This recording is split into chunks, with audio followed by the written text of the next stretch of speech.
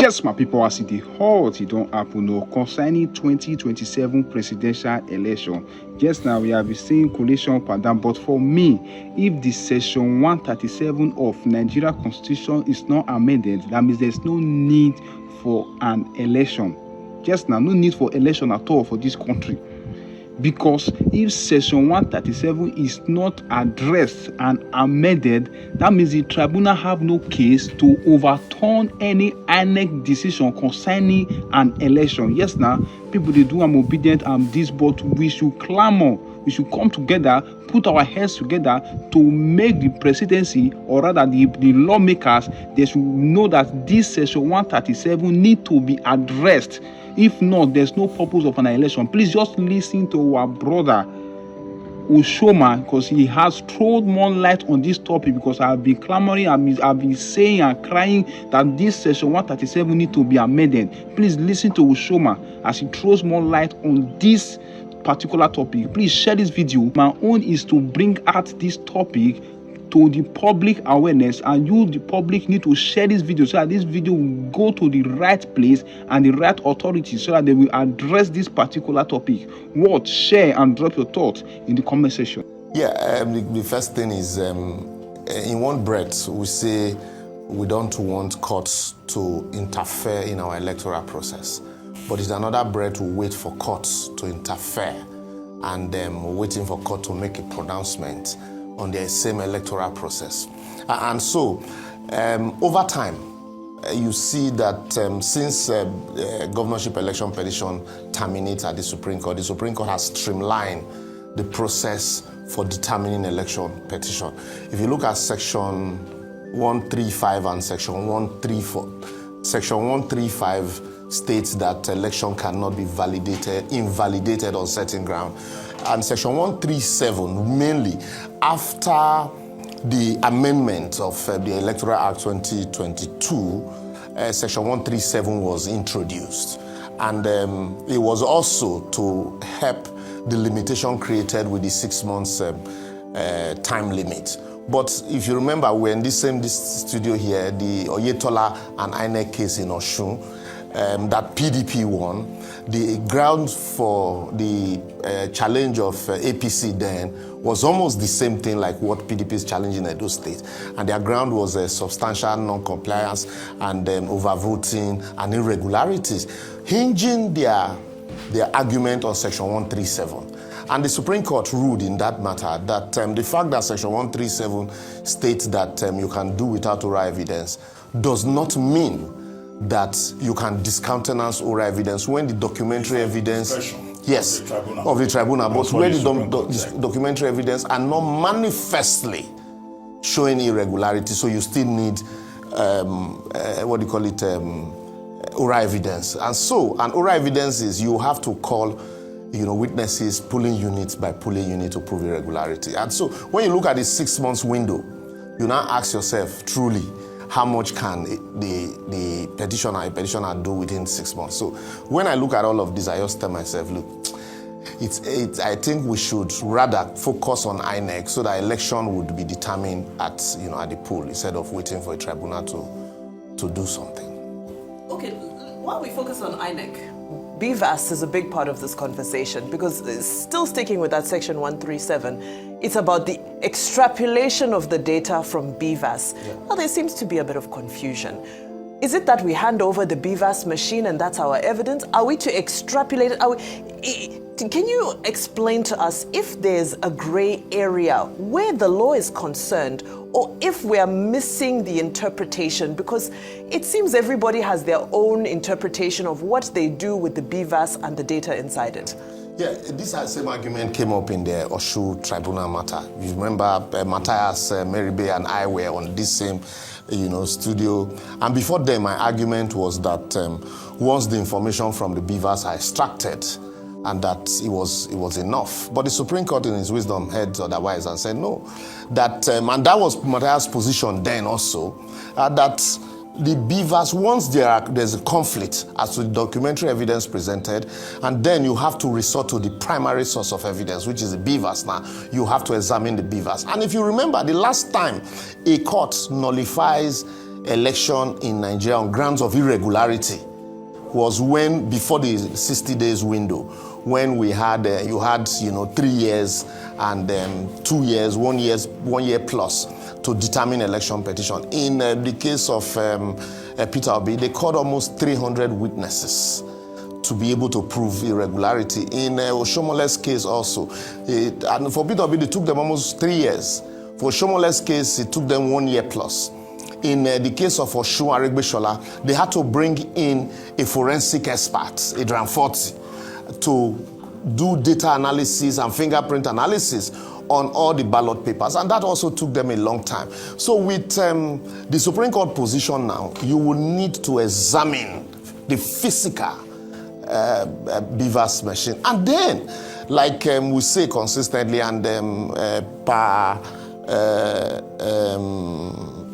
I'm trying to remember this Leonard Sikh, he appears on this program regularly. He had mentioned it consistently that the presumption of correctness is in favor of INEC. Yeah, and that because, yes, per clerk.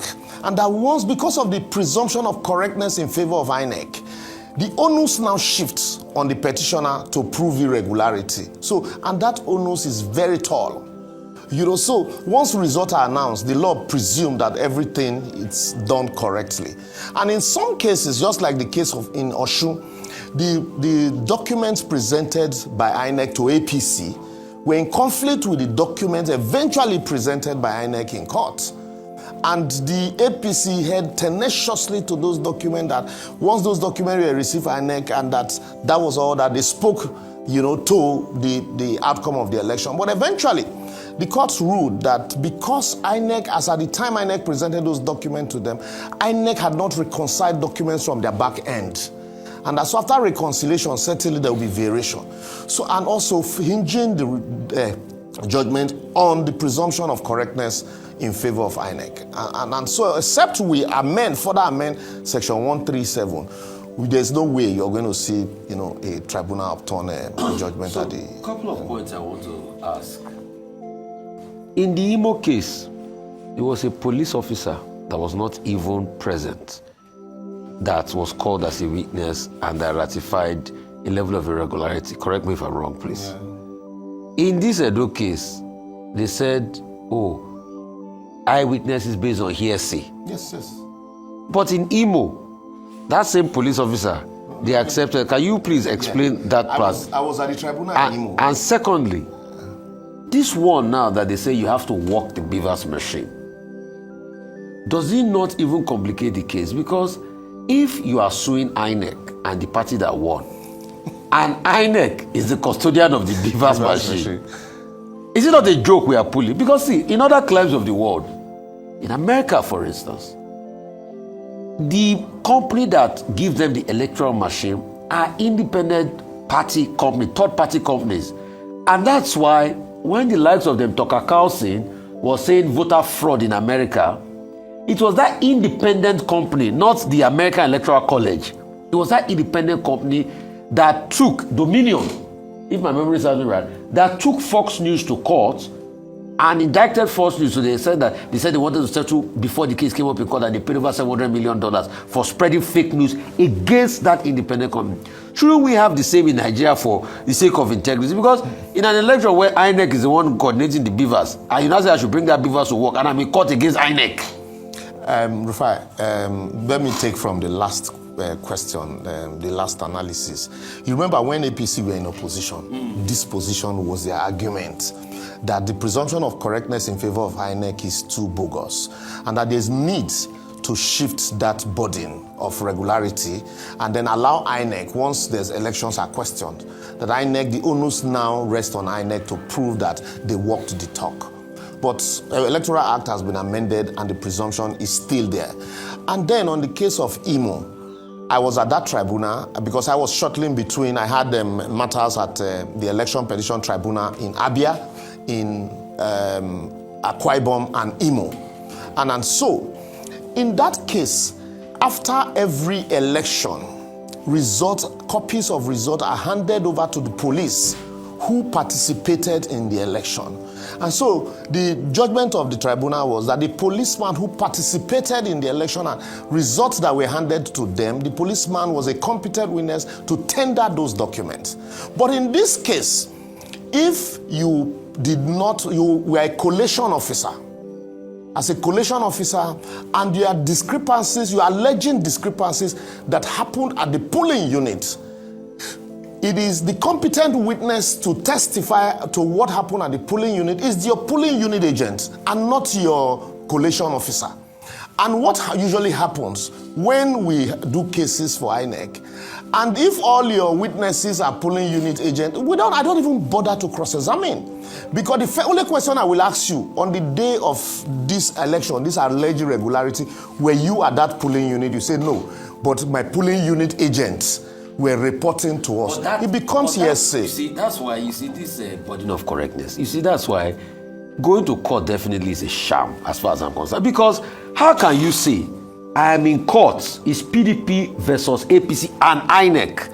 You want those that will testify to be polling agents that INEC put in place. No, not polling agents of the political parties. Polling, what's it called? Is those that oversaw the election then? No, you know, every political party have their polling agents at the poll. Yeah. So if a political party is questioning the outcome of a result, it is the polling agent of that political party who saw what happened at the poll that is the competent witness to testify for the party, and not the collation officer. For example, not the collation officer. Not the collation officer. It is the polling, because it is hearsay. It is direct evidence. No, but of what isn't it their polling agent that they said is hearsay? No, when you bring a collation agent, there are collation agents. There are agents at the collation center, and then there are agents also at the polling unit. And most times what happens, because some of these agents are not your party members, you just hire them. Some of them might even as abscond on the day of election. Some of them can work for 2-3 political parties. You know, so on the day of election, it may be after the election, some of them are nowhere to be found. And so you now begin to fish for people. And in most cases, sorry, Doc. In most cases, the people you find are your collation agents who were members of your party.